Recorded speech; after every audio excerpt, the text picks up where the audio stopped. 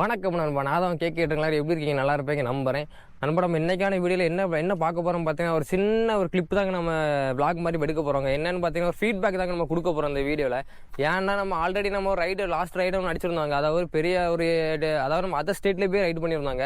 Other state means நம்ம கர்நாடகாவில் போய் எல்லா இடமும் சுற்றி பார்த்தோம். நம்ம பெங்களூராக இருக்கட்டும், மைசூராக இருக்கட்டும், ஃபுல்லி நம்ம vlog பண்ணியிருக்கோம். நம்ம சேனலை பார்த்தீங்கன்னா அந்த வீடியோவும் போஸ்ட் போட்டுருக்கோம் நண்பா. இப்போ என்ன கதைன்னு பார்த்தீங்கன்னா வேற ஒன்றும் இல்லைங்க, அதில் ஃபீட்பேக் தான் நம்ம சொல்ல போகிறோம். நம்ம ஃபஸ்ட்டு இங்கேருந்து எங்கே கிளம்பணும், என்ன மேட்ரு, அது மட்டும் இல்லாமல் பெங்களூர் என்னெல்லாம் ஆச்சு, எப்படி இருந்து ஸ்ட்ரகிள் பண்ணது, என்னென்ன விஷயங்கள், அது மட்டும் இல்லாமல் கோப்ரோ செட்டப், அதாவது மோட்டோ விளாக் செட்டப் பார்த்தீங்கன்னா கொஞ்சம் மைக்கெல்லாம் கொஞ்சம் மக்கள் பண்ணிச்சு. என்ன மைக்கு நம்ம யூஸ் பண்ணுறோம், போகும்போது என்ன மைக்கு நம்ம வாங்கிட்டு போனோம், அதை நம்ம யூஸ் பண்ணும்போது எப்படி இருக்குது, அவுட்புட் எப்படி வந்துங்கிறதெல்லாம் டோட்டலாக நம்ம இந்த வீடியோவில் பார்க்க போகிறோம். அதுதான் நம்ம இந்த வீடியோவில் பார்க்க போகிறோம்.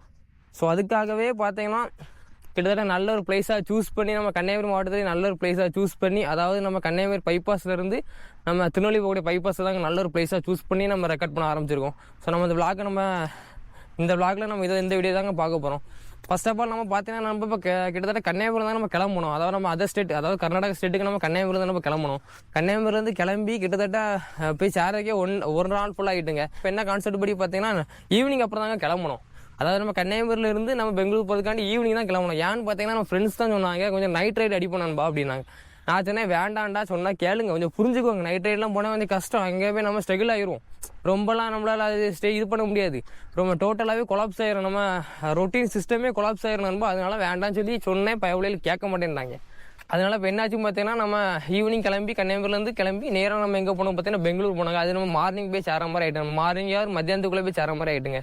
அங்கே போய் ஸ்ட்ரகிள் ஆகி ரொம்ப கஷ்டப்பட்டு இப்போ என்ன கதைன்னு பார்த்தீங்கன்னா மெயின் கான்செப்ட் பெங்களூரில் போய் என்னெல்லாம் பண்ணோம் அப்படின்னா சுற்றி பார்க்கும் பாரு போனோங்க. ஆனால் அங்கே கான்செப்ட் படி பார்த்தா டோட்டலாக ஃப்ளாப் ஆகிட்டோம். நம்ம அங்கே ஒரு பேலஸ் இருந்து அதை பார்க்க போனோம். ஆனால் பட் அந்த பேலஸை பார்க்க முடியலைங்க. ஏன்னு பார்த்தீங்கன்னா பேலஸ் அந்த டைமில் க்ளோஸ் பண்ணியிருந்தாங்க. நாங்கள் மண்டே போயிருந்தோங்க. சண்டே கிளம்பி மண்டே ரீச் ஆகணும். மண்டே போகும்போது என்ன பண்ணோம்னா மண்டே ஹாலிடேன்னு சொல்லி அதை க்ளோஸ் பண்ணிட்டாங்க. எங்களுக்கு பெரிய பல்ப் ஆகிட்டுங்க. இருந்தாலும் மனசை தளர விடாமல் பார்த்தீங்கன்னா மறுபடியும் வேற எங்கெல்லாம் சுற்றி பார்த்தோம். நம்ம விளாக்ஸில் போட்டிருக்கோம் அந்த வீடியோவை, பார்க்காதவங்க மிஸ் பண்ணால் பார்த்துருவாங்க. அது மட்டும் இல்லாமல் அடுத்து அங்கே பார்த்தீங்கன்னா டிரைவிங் ஸ்கில்ஸ் அதான் என்ன மாதிரி இருந்துன்னு பார்த்தீங்கன்னா டோட்டலாகவே சொல்லணும்னா டிரைவிங் ஸ்கில்ஸ் பார்த்தீங்கன்னா அந்த பெங்களூரில் ரொம்ப ஒஸ்ட்டுங்க. சீரியஸாகவே ரொம்ப ஒஸ்ட்டு. நம்ம ஏன்னு பார்த்தீங்கன்னா அங்கே உள்ள பீப்புள்ஸ் தாங்க அது கரெக்டாக இருக்கும். இங்கே உள்ள பீப்புள்ஸ்க்கே பார்த்தீங்கன்னா கிட்டத்தட்ட டமால் தாங்க கேட்டுச்சு. ஏன்னா அப்படி குறுக்க வந்து விழுதுறாங்க. நாங்கள் போகும்போது பார்த்தீங்கன்னா எங்கள் ஃப்ரெண்ட்லேயே 2 பேரும் விழுந்தாங்க. அந்த மாதிரி நாங்கள் லைவாகவே 2 மூணு ஆக்சிடென்ட்டை பார்த்தோம்ப்பா. அவ்வளோ க்ரௌடாகவும் இருக்கும் அந்த ஏரியாவில். ரோடும் பெரிய ரோடு தான், பட் இருந்தாலும் அவ்வளோ க்ரௌடு. அது மட்டும் இல்லாமல் பைக் ஓட்டும் ரொம்ப சேஃபாக ஓட்டணுங்க. மேக்ஸிமம் பார்த்தீங்கன்னா நாங்கள் ஒரு லாட்ஜில் ரூம் எடுத்துருந்தோம் நண்பா. அவங்களே என்ன சொன்னாங்க பார்த்தீங்கன்னா அங்கே ஒரு இன்சார்ஜ் இருந்தார். ஸோ அவர் பார்த்தீங்கன்னா தமிழ்லாம் பேசினாருங்க. அவர் இப்போ என்ன சேஃப்டியாக சொன்னார்னா வெளியே போங்க தம்பி, சுற்றுங்க, பிரச்சனை இல்லை, பட் ரொம்ப கேர்ஃபுல்லாக பைக்கை ஓட்டுங்க. ஏன்னா ரொம்ப டேஞ்சர் ஏரியா, ஒஸ்ட்டு, உள்ளே ஒஸ்ட்டு தான் அப்படின்னாங்க. நாங்கள் அவர் சொல்லும்போது கூட சீரியஸாக எடுத்துக்கலாங்க. ஆனால் 2வது போய் சுற்றி எடுத்து பார்க்கும்போது தான் நண்பா தெரியுது நம்ம காலுக்குள்ளெல்லாம் வந்து உளுந்து எழுப்பி போகிறாங்க. எதுக்கு அப்படி போகிறாங்கன்னு எங்களுக்கும் தெரியல, அவங்களுக்கும் தெரிய மாட்டேங்குங்க. அந்த மாதிரி க்ரௌடு நண்பா. ஸோ அந்த மாதிரி ஏரியாக்கெல்லாம் போகும்போது இப்போ பார்த்தீங்கன்னா ரொம்ப கஷ்டமாக இருக்கணும். அது மட்டும் இல்லாமல் சேஃபாக ஓட்டணுங்க. சேஃபாக ஓட்டணும். நம்ம பைக்காக இருக்கட்டும், நம்மளாக இருக்கட்டும், ஒரு அடி இல்லாமல் சேஃபாக வர முடியும் நண்பா.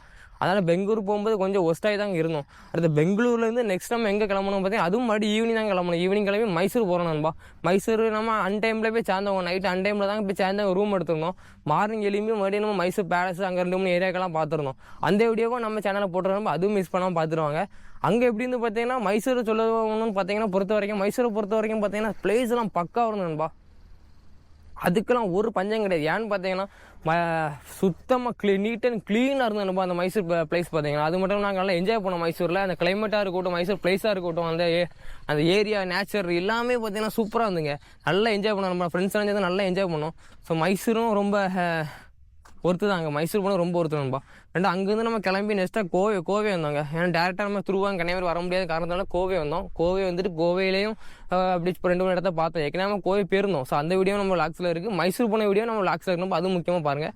மெயினாக அந்த பேலஸ்லாம் பார்த்துருப்பேன், அதை ஆட் பண்ணியிருப்பேன். பேலஸுக்குள்ளே என்னெல்லாம் இருக்குங்கிறத சின்ன கிளிப்பாக ஆட் பண்ணியிருப்பேன். அதை மிஸ் பண்ணாமல் பாருங்கள்.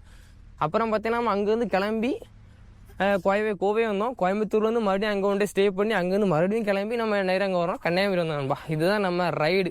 டோட்டல் ரைடு எத்தனை கிலோமீட்டர் அடிச்சிருக்கு பார்த்தீங்கன்னா அப் அண்ட் டவுன் கன்னியாகுமரியிலேருந்து கிளம்பி ரிட்டன் கன்னியாகுமரி வந்திருக்கோம். Total up and down kilometre மட்டும் பார்த்தீங்கன்னா 1700 சம்திங் அடிச்சிருக்குங்க.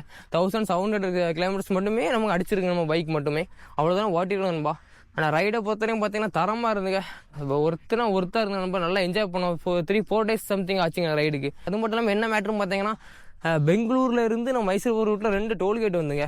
அதுதான் மெயினாக சொல்லணும் பார்த்தீங்கன்னா என்னென்னு பார்த்தீங்கன்னா டோல்கேட்டில் பைக்குக்கு ரூபா கொடுத்துருந்தாங்க. பெங்களூர் சிட்டிக்குள்ளே போகும்போது நம்ம டோல்கேட்டு ரூபா கொடுத்துருந்தோம். பெங்களூர்லேருந்து மைசூர் போகும்போதும் 2 டோல்கேட்டு தான். அந்த 2 டோல்கேட்டுக்குமே ரூபா கொடுத்துருவோம். அதாவது பெர் வண்டிக்கு எவ்வளோ ரூபா வாங்கினாங்கன்னு பார்த்தீங்கன்னா கிட்டத்தட்ட 70 ரூபா வாங்கியிருந்தாங்க. 70 தான் வாங்கியிருந்தாங்க ஒரு வண்டிக்கு. ஸோ 3 டோல்கேட்டு மொத்தம் வந்திருந்தோம். நம்ம 3 டோல்கேட்டுமே ரூபா கொடுத்துருந்தோம். கொடுத்து தான் நம்ம பாஸ் ஆகிருந்தோம். இது வரைக்கும் நம்ம தமிழ்நாட்டில் பார்த்தீங்கன்னா டோல்கேட்டு ரூபாலாம் இருந்திருக்காது. ஆனால் அதர் ஸ்டேட்டில் போகும்போது கண்டிப்பாக இருக்குங்க. அதெல்லாம் கொஞ்சம் முன்கூட்டியே கொஞ்சம் இது பண்ணிவிட்டு போங்க. வேறு வழி இல்லை நண்பா. அதனால் அங்கே கொடுத்துட்டு அந்த போனாங்க. போயிட்டு அதுக்கப்புறம் அந்த ரைடு டோட்டலாக முடிஞ்சு வந்தாச்சு நண்பா. இப்போ என்னென்னா நம்ம ரைடு டோட்டலாக முடிஞ்சுங்க. பெரிய மேட்டர் என்னன்னு பார்த்தீங்கன்னா நம்ம விளாக் பண்ணிட்டு இருந்தோம் பார்த்தீங்களா. ஸோ நம்ம விளாக் பண்ணிட்டு இருக்கும்போது என்னென்னா ஹெல்மெட்டில் தான் நம்ம கேமரா மாட்டி ஃபுல் அண்ட் ஃபுல்லி விளாக் பண்ணிட்டு இருந்தோம். அதில் என்ன கான்செப்ட்னு பார்த்தீங்கன்னா ரைடு பக்கம் முன்கூட்டியே மைக்கில்ங்கிற இல்லாத காரணத்தினால ஒரு மைக்கு புதுசாக ஒன்று வாங்கியிருந்தோங்க. அந்த மைக்கு பண்ண கோளாறுனால என்னாச்சு பார்த்தீங்கன்னா சவுண்டெல்லாம் நீங்கள் வீடியோ பார்த்தவங்களுக்கு தெரிஞ்சிருக்கும். வீடியோவில் என்னென்னா சவுண்டெல்லாம் ரொம்பலாம் கேட்டிருக்காதுங்க. ரொம்ப இறஞ்சியும் ரொம்ப சவுண்டு கம்மியாகவும் கேட்டிருக்கும், ரொம்ப இறஞ்சும் கேட்டிருக்குங்க.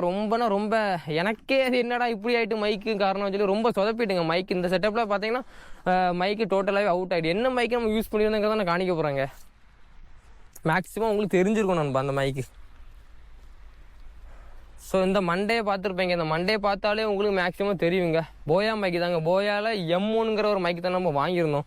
ஸோ இந்த மைக்கினால தாங்க ரொம்ப படாத பாடுபட்டோம். ஏன்னா வீடியோ எடுத்துட்டு நம்ம அதை ரிப்ளை பார்க்க மாட்டோங்க. நம்மளை பொறுத்தவரைக்கும் என்னென்னு பார்த்தீங்கன்னா வீடியோ நம்ம ஷூட் பண்ணுவோம். நம்ம ஷூட் பண்ணிவிட்டு அதை 2 ரிட்டர்ன் பார்க்க மாட்டோம் எப்படி இருக்கிறது. அப்படி பார்க்கறதா இருந்தாலுமே நம்ம கோப்ரோலே பார்த்துருவோம். சவுண்டு அதில் மேக்ஸிமம் குறிப்பிட்ட சவுண்டு தான் கேட்கும். அதனால் ஓகே அப்படின்னா லெவலில் நம்ம இருந்து 2வது நம்ம இன்புட் பண்ணி நம்ம கொஞ்சம் நம்ம எக்ஸ்போர்ட் பண்ணி எடிட் பண்ணிட்டு போடும்போது தான் தெரியுது சம்பவம் இப்படி ஆகிட்டு மைக்கு சோழியும் முடிஞ்சிட்டு அப்படிங்கிறது.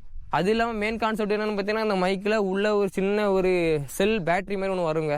இடையில அதுவும் சொதப்பிட்டு நண்பா. அது ஒவ்வொரு கடையை அலைஞ்சு எடுத்து போட்டு எடுத்து ஒரு வழி ஆகிட்டோங்க. இந்த ரைடில் போகும்போது மோட்டோ விளாக் செட்டப்பில் ரொம்ப ஒஸ்ட் ஆகிட்டுங்க எங்களுக்கு. அதனால தான் இப்போ இன்னொரு மைக் ஒன்று வாங்கி நம்ம பேசிகிட்டு இருக்கோம். இது சவுண்டு நல்லா இருக்குன்னு நினைக்கிறேன் நண்பா.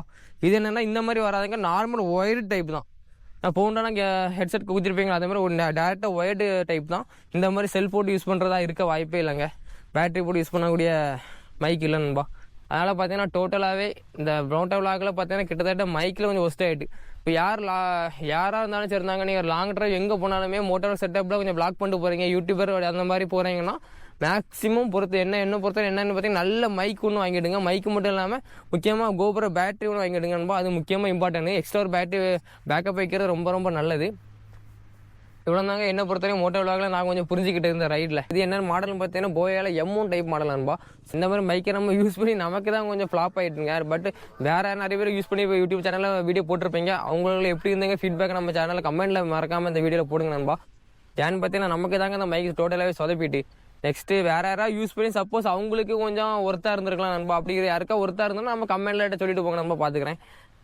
டோட்டலாகவே நமக்கு மைக் இந்த விளாகில் அவுட்டுங்க. அது மட்டும் வண்டியை பார்த்தீங்கன்னா டோட்டலாக ரெடி பண்ணி தான் கொண்டு போனால் வண்டி எங்கேயுமே நமக்கு சொதப்பலாங்க. எனக்காக இருக்கட்டும் எனக்கு நண்பர்களுக்காக இருக்கட்டும். டோட்டலாக வண்டி ஒரு ஃபால்ட் ஆகலாங்க. ஃபுல் அண்ட் ஃபுல்லி எப்படி நம்ம இங்கேருந்து கிளம்பணுமோ சேஃபாக அப்படியே நம்ம திருப்பி வந்துடணும்பா.